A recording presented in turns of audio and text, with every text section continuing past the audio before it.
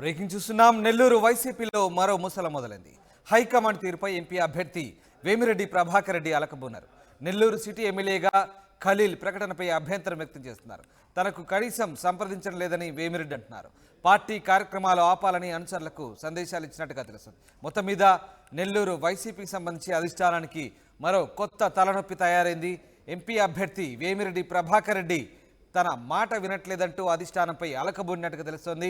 Nellore city ఎమ్మెల్యేగా ఖలీల్ ప్రకటనపై ఆయన అభ్యంతరం వ్యక్తం చేసినట్టుగా తెలిసింది. కానీ తనకు కనీస సమాచారం ఇవ్వకుండా, తనను సంప్రదించకుండా ఇలాంటి నిర్ణయం తీసుకోవడం ఏంటంటూ వేమిరెడ్డి అలకబోడినట్టుగా తెలుస్తుంది.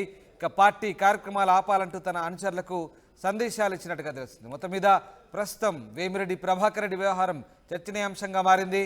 ఇటు ఇప్పటికే అసంతృప్తులతో తలనొప్పిగా మారిన వైసీపీ అధిష్టానానికి తాజాగా నెల్లూరు వ్యవహారం మరో తలనొప్పిగా మారబోతోంది. నెల్లూరు వైసీపీలో మరో ముసలం పుట్టినట్లయింది. వేమిరెడ్డి ప్రభాకర్ రెడ్డి అలకపై అటు అధిష్టానం కూడా దృష్టి కేంద్రీకరించినట్టుగా తెలుస్తుంది. మొత్తం మీద నెల్లూరు సిటీ ఎమ్మెల్యే వ్యవహారం ఈ అలకకు ప్రధాన కారణంగా తెలుస్తుంది.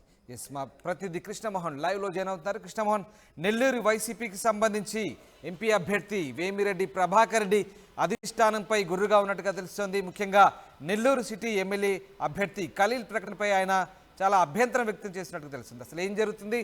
నెల్లూరు పార్లమెంటుకు సంబంధించి ప్రభాకర్ రెడ్డి ఏం చెప్తున్నారు? అధిష్టానం దీనికి సంబంధించి ఎట్లా రియాక్ట్ అయ్యే అవకాశం ఉంది? ఎస్ రామ్దాస్, మొత్తం మీద మరోసారి అంటే మొన్నటి వరకు ఒంగోలు పార్లమెంట్ వ్యవహారం కాస్త గందరగోళం క్రియేట్ చేసిన పరిస్థితి అయితే ఉంది. ఇప్పటికీ అది సెట్ కాలేదు. ఇప్పుడు తాజాగా నెల్లూరు వ్యవహారం పెద్ద ఎత్తున రచ్చ జరుగుతుంది. నిన్న రాత్రి నుంచి కూడా ఎప్పుడైతే నెల్లూరు టౌన్ అభ్యర్థిగా ఎండి ఖలీల్ని, అంటే కార్పొరేటర్గా ఉన్న వైస్ మేయర్గా ఉన్న కార్పొరేటర్గా ఉన్న ఖలీల్ని అభ్యర్థిని ప్రకటించిన నేపథ్యంలో వెంటనే నెల్లూరులో మొత్తం కూడా కాస్త గందరగోళమైన పరిస్థితి ఉంది. ఈ సీటు విషయంలో అంటే ప్రధానంగా గతంలో అనిల్ కుమార్ యాదవ్ని ఇక్కడి నుంచి మార్చడమే చాలా పెద్ద పొరపాటు అని చాలామంది మాట్లాడుతున్న నేపథ్యంలో మరోవైపు ఇతన్ని మార్చి నర్సరావుపేట ఎంపీగా పంపిస్తున్నారు. ఓకే, నర్సరావుపేట ఎంపీగా పంపించిన తర్వాత అక్కడ నెల్లూరు టౌన్కి సంబంధించి అభ్యర్థులు మైనారిటీ నేతను తీసుకుని రావాలని ఒక ప్రయత్నం చేస్తున్నారు. ఆ నేపథ్యంలోనే ఎండి ఖలీల్ పేరు అధికారికంగా ప్రకటించిన నేపథ్యంలో ఒక్కసారిగా ముసలం లేగిందనే చెప్పాలి.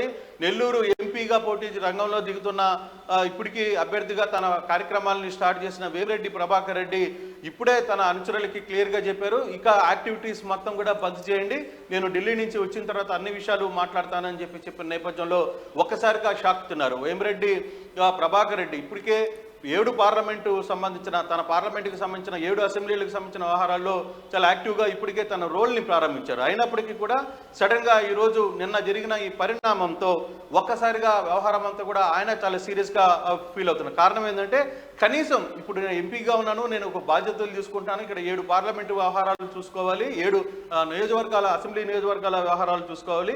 కనీసం తనతో ఒక మాట కూడా సంప్రదించకుండా, కనీసం తన వేవ్ను కూడా తీసుకోకుండా, తన మాటను కూడా పరిశీలనలోకి తీసుకోకుండా, తనకు చెప్పకుండా ఇటువంటి నిర్ణయాలు తీసుకుంటున్నారు. సో దానివల్ల నేను ఎంపీగా పోటీ చేయాల్సిన అవసరం ఏముంది? అసలు అధిష్టానంతో గతంలో కూడా నేను చెప్పొచ్చాను. ముఖ్యమంత్రి గారు కూడా ఆయన స్వయంగా ముఖ్యమంత్రి గారే గతంలో కూడా 3 సీట్లు మార్పులు చేర్పులు విషయంలో ముఖ్యమంత్రి గారు స్వయంగా పిలిచి వేమిరెడ్డితో మాట్లాడినప్పుడు ఆయన అన్నిటికీ అంగీకరించారు. అయినా సరే మీ ఇష్టం, మీరు ఎలా చేస్తే అలా చేయండి అని చెప్పి ఆయన మళ్ళీ కార్యక్రమాలని స్టార్ట్ చేశారు చాలా వేగంగా. అయినప్పుడు ఇప్పుడు సడన్గా అభ్యర్థులు నెల్లూరు ఎంపీని నెల్లూరు సంబంధించిన అనిల్ కుమార్ యాదవ్ని నర్సరావుపేట ఎంపీగా పంపించినప్పుడు కనీసం నెల్లూరు టౌన్ అభ్యర్థి విషయంలో తనకు ఎందుకు ఒక మాట కూడా చెప్పలేకపోతుంది? అధిష్టానం నన్ను ఎందుకు పట్టించుకోవట్లేదు? నేను ఇంత డబ్బులు ఖర్చు పెట్టాను, చాలా వ్యవహారాలు పార్టీ కోసం చేశాను, రాజ్యసభగా సభ్యుడిగా కొనసాగుతున్నాను, పార్టీ కోసం అన్ని కార్యక్రమాల్లో తాను యాక్టివ్గా రోల్ ప్లే చేసినప్పటికీ కూడా అధిష్టానం ఎందుకు కనీసం నా మాట వినే పరిస్థితి లేదు, కనీసం నన్ను సంప్రదించకుండా ఇటువంటి నిర్ణయాలు తీసుకుంటున్నారు, ఎక్కడ ఏ నిర్ణయం తీసుకున్నా ఒక మాట చెప్పాల్సిన పని అయితే ఉంది, కానీ ఆ నిర్ణయం ఎందుకు తీసుకోలేకపోతున్నారు అనేది చాలా ఆవేదన చెందుతున్నట్టుగా తెలుస్తుంది. అందులో భాగంగానే ఆయన క్లియర్గా ఒకే మాట చెప్పేశారు, ఇప్పుడు పూర్తిగా తన పార్టీ కార్యక్రమాలు ఏదైతే కొనసాగుతున్నాయో పార్లమెంటు అభ్యర్థుల్లో పార్లమెంటు స్థానానికి సంబంధించి 7 అసెంబ్లీ నియోజకవర్గాల్లో మొత్తం కూడా యాక్టివిటీని మొత్తం కూడా బంద్ చేయమని చెప్పిన పరిస్థితి. సో ఇప్పుడు ఏం జరగబోతుంది నెక్స్ట్ అనేది ఒక చర్చ అయితే స్టార్ట్ అవుతుంది. ఇప్పటికే చాలా మంది నేతలు అంటే బీసీ తరఫున అక్కడ ఒక బీసీ స్థానంగా అనిల్ కుమార్ యాదవ్ ఉన్నారు. అనిల్ కుమార్ యాదవ్ నరసరావుపేట ఎంపీగా వెళ్ళిపోయిన తర్వాత ఆ స్థానం మరో బీసీకి ఇచ్చి ఉండాల్సిందని కొంతమంది రూప్ కుమార్ యాదవ్ లాంటి వాళ్ళు కూడా మాట్లాడుతున్నారు. అలాగే వేరే సామాజిక వర్గానికి సంబంధించిన కొంతమంది నేతలు కూడా ద్వారకానాథ్ ఉన్నాడు. నేను వైఎస్ఆర్ సామాజిక వర్గం నుంచి నేను కూడా అధిష్టాన్ని నేను అడిగాను. కానీ ఇక్కడ తీసుకుని వచ్చి కార్పొరేటర్గా ఉన్న వ్యక్తిని తీసుకుని వచ్చి ఇప్పుడు ఎమ్మెల్యేగా అభ్యర్థిగా పెట్టాలి. ఏం జరుగుతుంది? కనీసం తమకి ఎవరికి కూడా సమాచారం అందకుండానే పార్టీ కోసం ఇంతకాలంగా యాక్టివ్గా పనిచేశారు. ఎస్, ఖలీల్ కూడా చాలా కాలంగా పార్టీ కోసం కార్పొరేటర్గా పనిచేశారు. అనిల్ కుమార్ శిష్యుడిగా ఆయన కూడా పార్టీలో కొనసాగారు. అయితే కనీసం తనకు ఒక మాట కూడా చెప్పకపోవడం వల్ల ఈ వ్యవహారం అంతా జరుగుతుంది. కనీసం తనతో ఒక సంప్రదింపు కూడా జరుగుతుంది పార్టీ ఆఫీస్ నుంచి. కానీ ఎవరు కూడా ప్రస్తుతానికి వేమిరెడ్డి ఈ వ్యవహారాలు కార్యక్రమాలు ఆపాలంటూ అనుచరులకు సందేశాలు జారీ చేసినట్టుగా తెలుస్తుంది. మరి దీనికి సంబంధించి అధిష్టానం ఎట్లా దృష్టి పెట్టింది? ఈ సమస్యను ఎట్లా పరిష్కరించే దిశగా అధిష్టానం ప్రయత్నం చేయబోతోంది? ఎస్, అధిష్టానం సమాచారానికి ఇప్పుడే తెలుస్తున్నట్టుగా ఉంది. అధిష్టానం కూడా ఇప్పుడు ఈ సమస్యను పరిష్కరించే దిశగానే ఆలోచించాలి ఖచ్చితంగా. ఎందుకంటే వేమిరెడ్డి ప్రభాకర్ రెడ్డి లాంటి వ్యక్తి ఎంపీ స్థానం నుంచి వదులుకోవడం ఆ పార్టీ కూడా ఇష్టం లేదు. కానీ ఇప్పుడు జరుగుతున్న వ్యవహారంలో సో ఎవరెవరిని ఇప్పుడు మళ్ళీ సర్దుకోవాలి. ఇప్పుడు పార్టీ కార్యక్రమాలన్నీ కూడా ఇప్పుడు బంద్ చేస్తున్న నేపథ్యంలో మరోవైపు వేమిరెడ్డిని పిలిపించుకోవాలి, వేమిరెడ్డితో మాట్లాడాలి. ఎవరు సంప్రదింపులు చేస్తారు, ఏ వ్యవహారం మీద మాట్లాడతారు, ఇవన్నీ కూడా కొంత చర్చలు జరిగే పరిస్థితి ఉంది.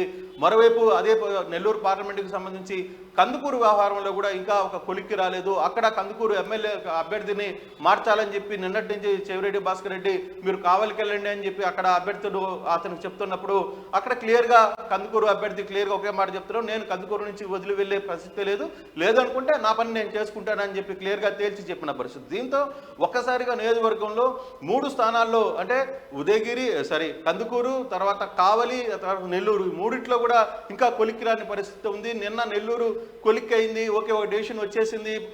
ప్రభుత్వం అంటే పార్టీ కూడా ఒక పేరును ప్రకటించేసిన నేపథ్యంలో ఇప్పుడు పూర్తిగా అసలు వేమిరెడ్డి అసలు కొత్త పార్టీ కార్యక్రమాలన్నీ కూడా ఆపేయండి అని చెప్పిన నేపథ్యంలో కొంత గందరగోళం అయితే నెల్లూరు వైసీపీలో గందరగోళ పరిస్థితులు అయితే నెలకొన్నాయి. చూడాలి మరి ఏ విధంగా ఈ సమస్యను పరిష్కరిస్తుంది, అధిష్టానం ఏ విధంగా దీన్ని నచ్చజెప్పే ప్రయత్నం చేస్తుంది, వేమిరెడ్డి ప్రభాకర్ని నచ్చజెప్పే ప్రయత్నం ఎవరు చేస్తారు, ఎన్ని అంశాలను కూడా ఇప్పుడు పరిశీలన చూడాలి. ఏ విధంగా ముందుకు వెళ్తుంది పార్టీ నిర్ణయం మీద అనేది వేచి చూడాల్సిన పరిస్థితి అయితే ఉంది. Ramdas, right, thanks for the update. Krishnamohan, ఇది నెల్లూరు వైసీపీలో మరో ముసలమైతే ప్రారంభమైంది. హైకమాండ్ తీరుపై ఎంపీ అభ్యర్థి వేమిరెడ్డి ప్రభాకర్ రెడ్డి అలకబూనారు. నెల్లూరు సిటీ ఎమ్మెల్యేగా ఖలీల్ ప్రకటనపైనే ఆయన అభ్యంతరం వ్యక్తం చేస్తున్నారు. తను కనీసం సంప్రదించకుండా నిర్ణయం తీసుకోవడం ఏంటంటూ వేమిరెడ్డి ఆగ్రహం వ్యక్తం చేస్తుంది. పార్టీ కార్యక్రమాలను ఆపాలని కూడా అనుచరులకు సందేశాలు జారీ చేసినట్టు తెలుస్తుంది. మరి దీనిపై పార్టీ హైకమాండ్ ఎలాంటి దిద్దుబాటు చర్యలు తీసుకోబోతుందనేది మాత్రం ఆసక్తికరంగా మారబోతుంది.